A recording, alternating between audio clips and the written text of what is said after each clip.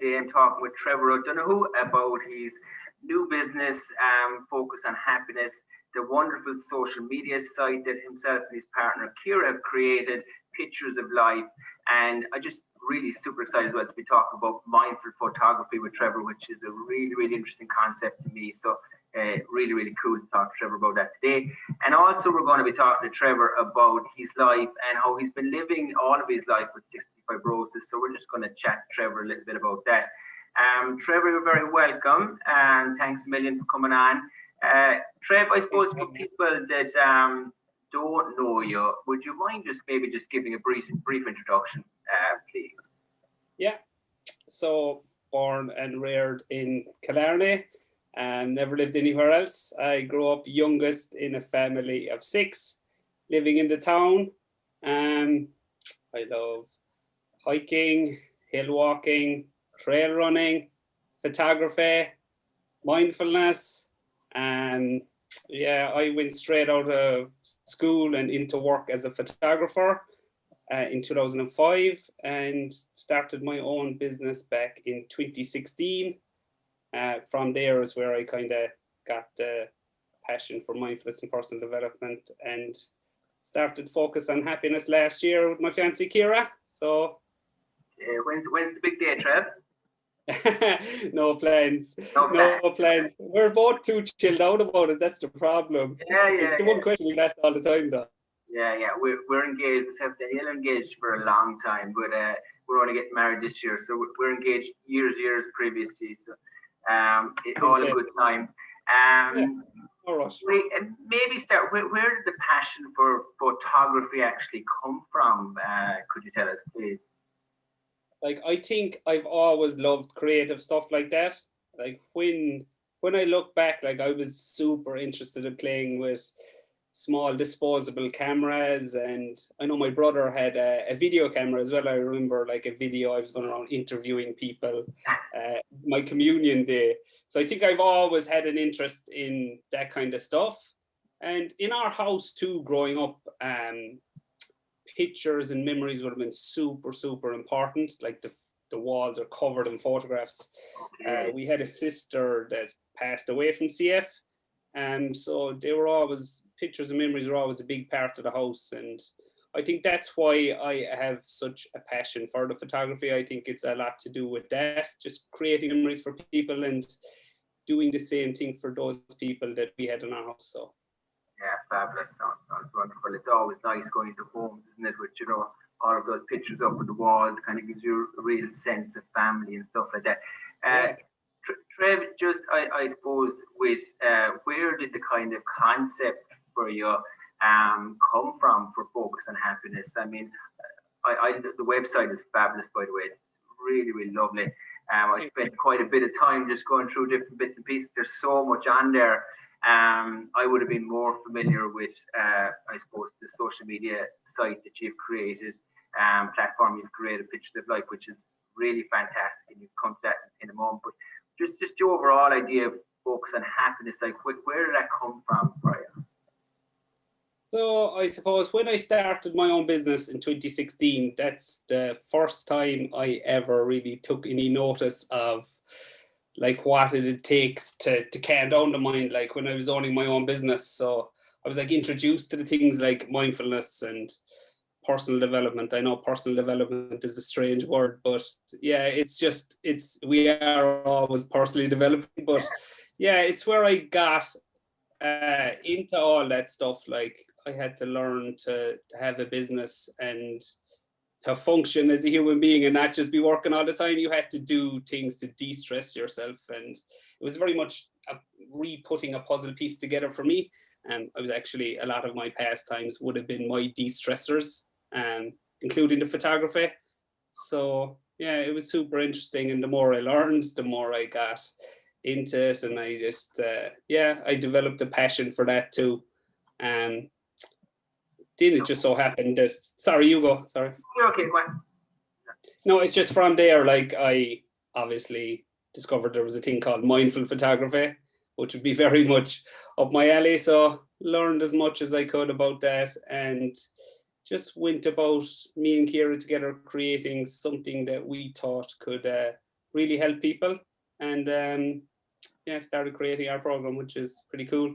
Yeah, no, it's really, really fabulous. And it's like, it is so different. And it is, obviously, there's so much of, like with any business, there's so much of the person or the individual goes into that. And I think if you go on, especially to your website, or you can really see that coming through. There's so much of you and Kira pumped into that. And I think that's what makes it really, really special.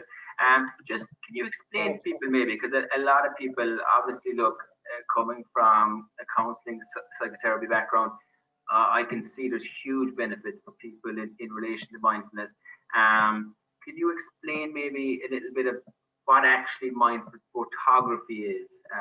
Just a little bit more detail for people so they might have a bit of an understanding of that. Yeah, so like first and foremost, it's about getting out into nature with your camera, following a little process that we've set up, and it's all designed to slow down your thinking process and have you very much, I suppose, like being out in nature is almost a distraction. It's calming down the mind, de-stressing, reducing anxiety. But then the program itself teaches a lot about how the mind works, and how our brain and work together to create the reality we see. So then we have some exercises that you can do with your camera, like to change perspective and change perception, but with your camera, and writing exercises. So it's very much a look at the mind, as well as just mindful photography to de-stress, just to teach people how to have we say it's how to develop a happy mindset through your photography. Yeah, it's fabulous. Even that concept of focusing on happiness. I mean, sometimes it is that thing where people are searching to kind of figure out actually, like, how can I bring a little bit more happiness into my life? And I think with the pictures of life that's which is the social media site that you created, there's so much negative stuff attached to social media, especially for maybe young people and older people as well. If they are struggling, maybe they're anxious, or they're struggling with their mental health, or there's poor self-esteem, and to have these positive platforms for people to go on to is hugely important. Can you just explain to people what that is? I mean, for people that might know what Pictures of Life is.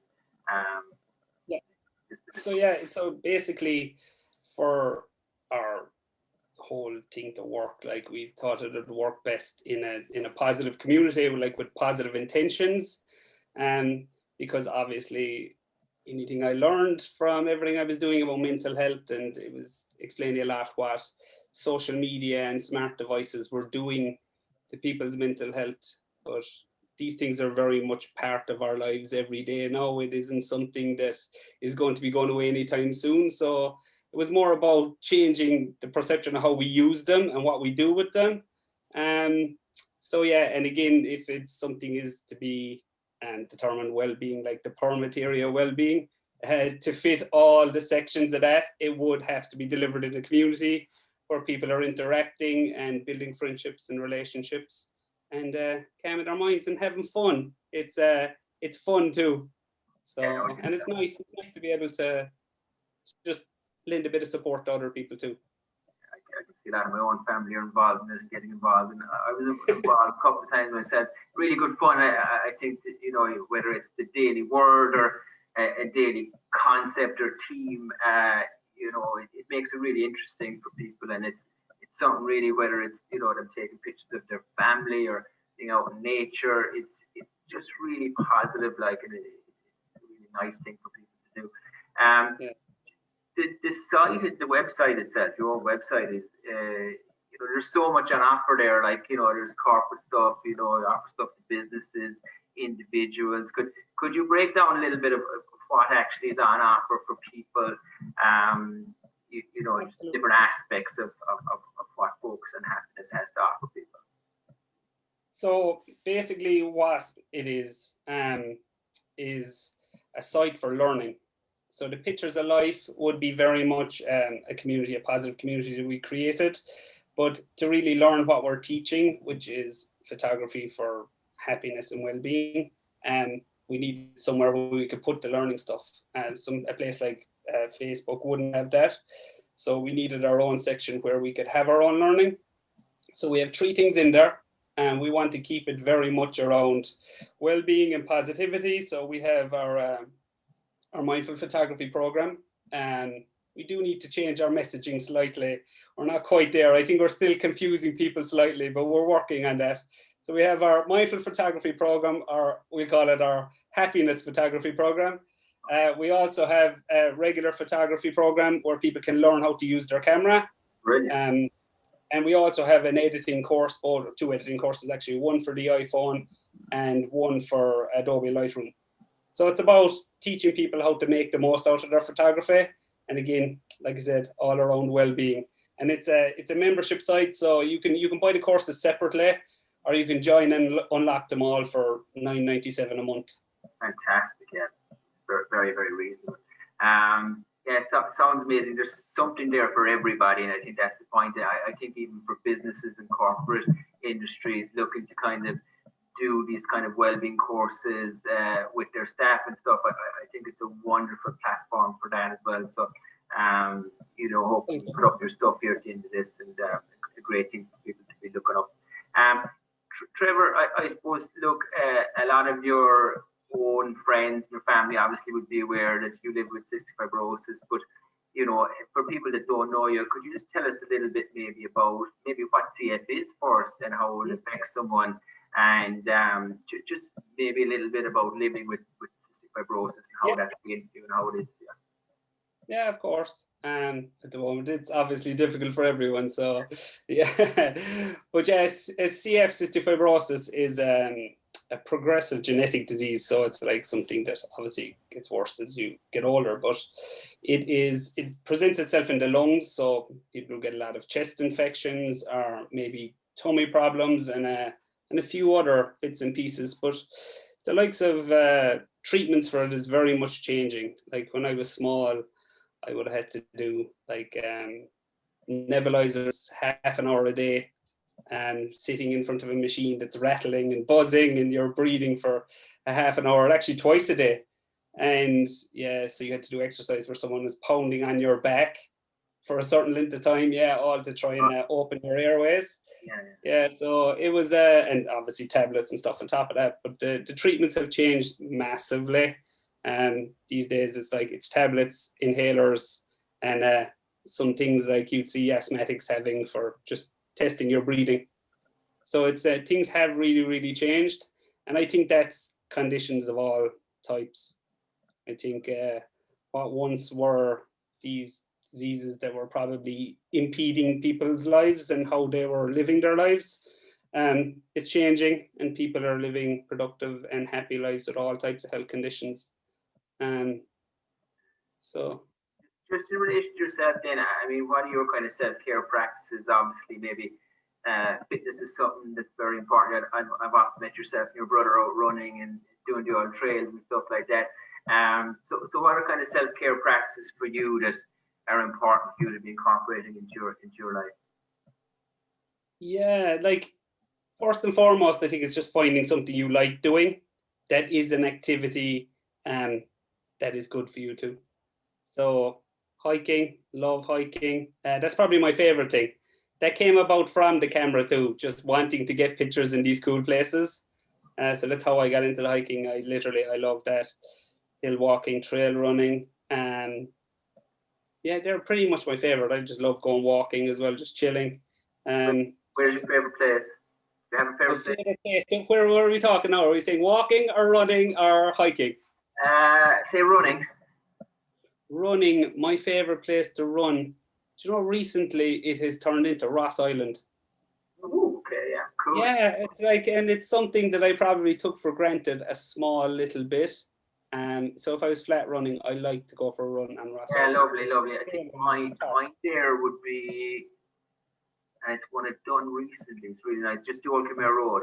Really fabulous road out. Yeah, and it's rocky. Walking. I was going for a short walk. I like the new Tower Wood Falls that I found during the lockdown. I was going to go for a small walk, you can kind of walk up and around and go further up that way. So yeah, I like a bit of an exploration. Like if I'm going walking with the intention to explore. So I have my camera with me and I'm trying to find new things. So. And it makes the experience wonderful, doesn't it? And I think that's something that I really liked about Focus and the Pictures of Life side of your business. Is that, like, you know, even when you put up a team and constantly, it kind of gets people really thinking and brings out that kind of creativity in people. And just it gives people a wonderful positive focus, like which is lovely. Has it been? I mean, I remember reading. It's on your website. Just a part of it, just about. I think you were 10 years of age, and I think you were in a doctor's office, and maybe you know what I'm talking about. Maybe you can kind of talk about your experience with that. That sounds quite frightening. Yeah, it was very frightening, now, to be honest with you. And it's something that I suppose you don't even realize has impacted you until you get a bit older, until you can like rationalize stuff. Yeah, but I remember sitting in the doctor's office and like I wasn't really 9-10 years of age. I wasn't really interested in what the doctor was saying, but I always remember his tone changing, and he was like saying to my mother, "Oh, from what I see here, there's no reason Trevor can't be around for another 10 years." So that was a big impact to hear at that age. And look, I understand probably why they have to see it, why they have to say it. And I do remember him turning to me and saying, "Trevor, you know, any mistakes you make now will affect you later in your life." So yeah, it definitely was a big impact on me, and I wasn't the best for putting myself outside of my comfort zone after it for a long time. Naturally, I suppose, even rationally, like there'd be certain fears attached to having something like CF. Obviously, you can really look after yourself, keep yourself safe, and you know. But hearing something like that, it's a very surreal thing at such a young age, and even trying to kind of cognitively kind of process it. You know, do you think that created some fear for you, or so, you know, I know you've talked about struggling with anxiety, and do you think that contributed to that? Definitely. No, I didn't even realize I had anxiety until I learned what anxiety was, and obviously I was working with someone and I got diagnosed with anxiety. But yeah, definitely a lot of. Sorry to cut across you, but that's a really good point, because it's like sometimes people are living with anxiety for years and they've just normalized it, you know. And, it's great to kind of hear that and to kind of you know, because that is something that's really common for people. Yeah, and very much so. Like I said, I didn't even know what it was, and but my anxiety was very much putting myself outside of my comfort zone, and like where I was able to challenge myself personally, no problem, because I had built that trust with my body over the years, and I knew what I was capable of, and I would obviously test myself. But like out into the public domain, like CF was a curse word to me. It wouldn't have been something I'd have been putting myself out there to say to too many people. I just wanted I wanted to be, I suppose, normal. But when you get older, you realize everyone's life is normal to them and relevant to them. So, of course. For people out there that might, you know, struggle with anxiety or depression, you know, what advice would you give them? And maybe as well, like I think because you've dealt with an awful lot of this stuff yourself, what also, and I think this is the beauty of your business, is that you're offering something to people that are struggling to form, you know, just a healthy space for them, a space for them to kind of maybe find themselves, find the sense of happiness. What advice would you give to people maybe that are struggling, you know, in relation to some of these issues? Yeah, well, like with all type of health conditions, I suppose there is a type of fear involved. There's worry involved. There can be a lot of guilt involved in it. So it's to understand that, like for me, cystic fibrosis. I have cystic fibrosis, but cystic fibrosis is not who I am. It doesn't define who I am. It is part of my life. I'm also a fiance, a son, a brother, an uncle. I'm a photographer. I'm lots of things. So I can understand how people can sometimes get consumed by their thoughts, because I've been there, but it's very much understanding that it is only part of who you are, and treat it with the relevant time.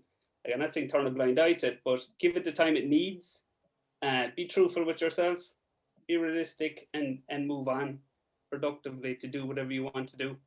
That's fantastic advice. I think it's our minds do work in a way that they can get very fixated on the negative and get kind of trapped in that. But great advice for people. People are always so much more than a diagnosis or their struggles or their issues, and our identity is a far broader context. Yeah, great advice.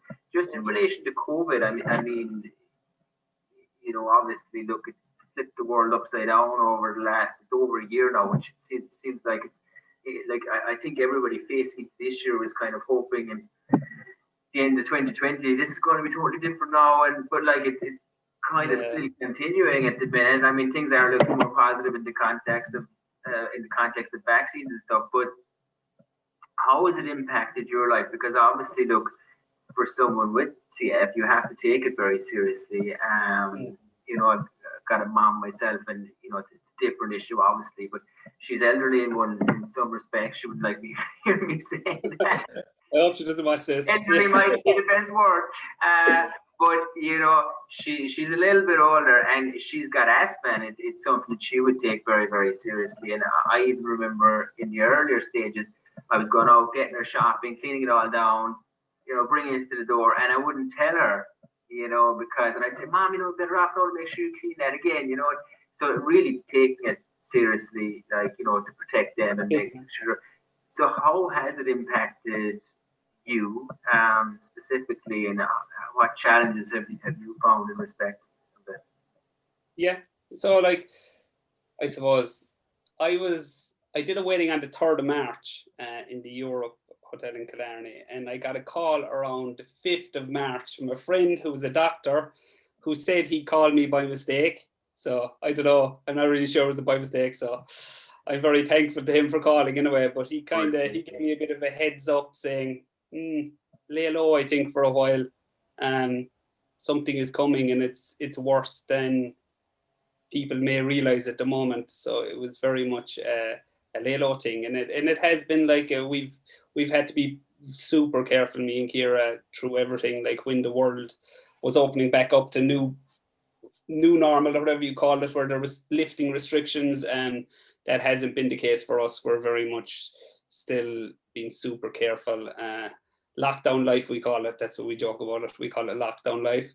Yeah, it's difficult not seeing family and not having the same routines, but it hasn't been all negative either, because we've been able to get our community together and to show people the things we do to try and keep a productive mindset or a positive mindset, and things that help us. So yeah, it's been nice to reconnect with my photography as well, just to reconnect with it for myself. I suppose you spend so many years doing it for other people. It's nice to be back to concentrate and doing it why I love it. So I think you've really contributed to people that might have struggled having connections in their life as well over the last year. You know what I mean? Whether it's parents not being able to kind of maybe call over to do the normal things and visit their children or see their grandchildren, or vice versa. That sense of being able to connect to something, and it is it's one of the core components of us all being happy, is actually connecting to something external to ourselves, external to the family unit. And actually, I think that's what Focus on Happiness actually offers in abundance, is that sense of connection. I mean, lots of people get it in different ways. I mean, sometimes through their local GA club or soccer club or basketball, but this is just another place to feel really, really connected in a positive environment. And that's a fantastic thing that you've been able to contribute to over the last year and a bit. I think people will really value that. We really hope so. Like, it was one of the reasons we kind of got it going. originally the business and just trying to understand the whole picture of it long term. Like we wanted a community, and we had started trying to make a community long before there was COVID. It just so happened that I put the picture challenges up during COVID because it was something that we were going to do ourselves. Okay. And people had the fun of it, and people understood it very quickly what it was about. Yeah, no, brilliant. Yeah, really fantastic. Trev, just in relation to, I want to come back to it slightly, if you don't mind. When did you kind of first kind of maybe identify, because you said it was, you know, you live with anxiety for a long, long time, but when might have you identified that, geez, I have anxiety, like, you know, this is something that I actually struggle with, or that is part of my life? I think the starting my own business would have very much put it in the forefront and in your face, because like anything you do business related, like, so I went and did a marketing course, and first and foremost I had a friend that invited me to do a marketing course for free, which was amazing. I thank him so much. But he right at the start, and it was very much, the more I learned about so-called business, like the less it was about business and the more it was about understanding yourself and having a passion and trying to do something you enjoy doing. But it was very, like, where photography is very much like looking at yourself, like this was it on a new level. And yeah, so I had to start asking questions about myself and trying to rationalize things out, and that's where the passion for the mindfulness came from. But one of the ladies in the group, business group with me, was also I suppose you could call it a therapist or a life coach. I think she's a mindset mentor.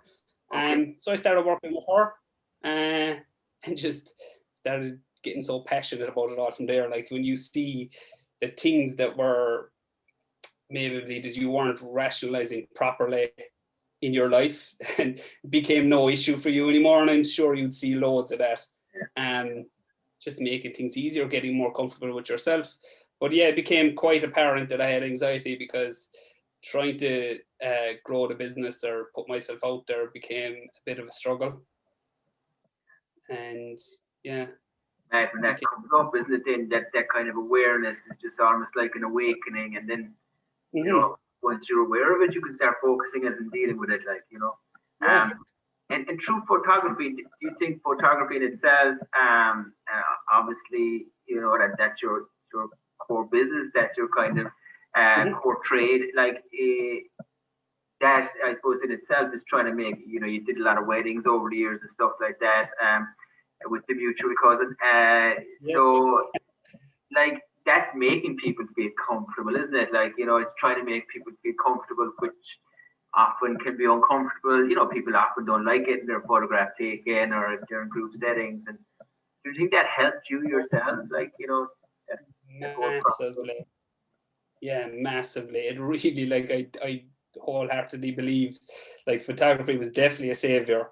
And like when I tried to say it to people, I probably don't explain it right, but they think, oh yeah, photography was your way to distract yourself.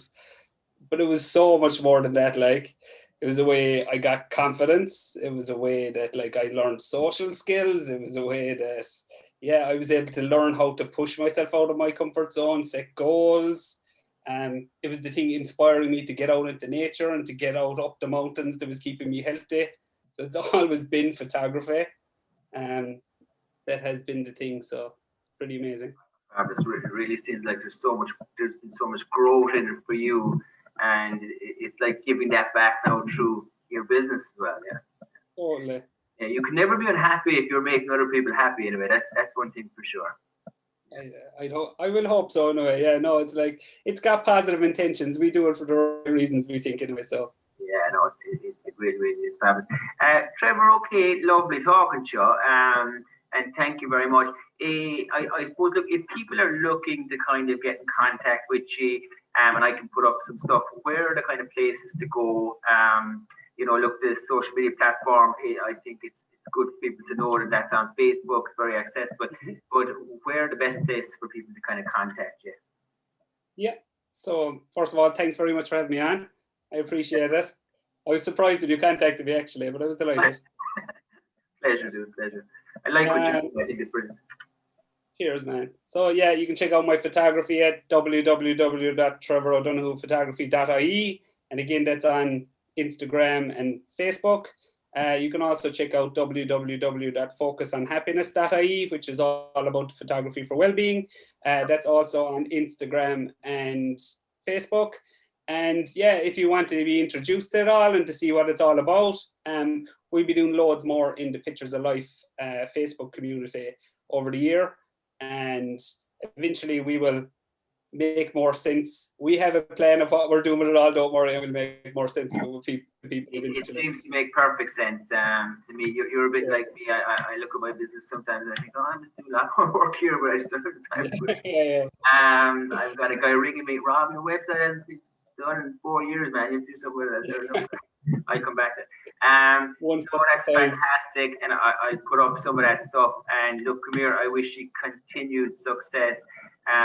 You're doing fantastic work, and I think it just could be something really huge. And I think it's a wonderful thing to be doing, and a wonderful thing to be offering to people. And I think especially now more than ever, we need a place to connect. We need a place to connect in very, very healthy ways. And I think you offer that in abundance with what you're doing. Find yourself, and we'll talk to you again soon. And thanks very much for coming on, Trevor.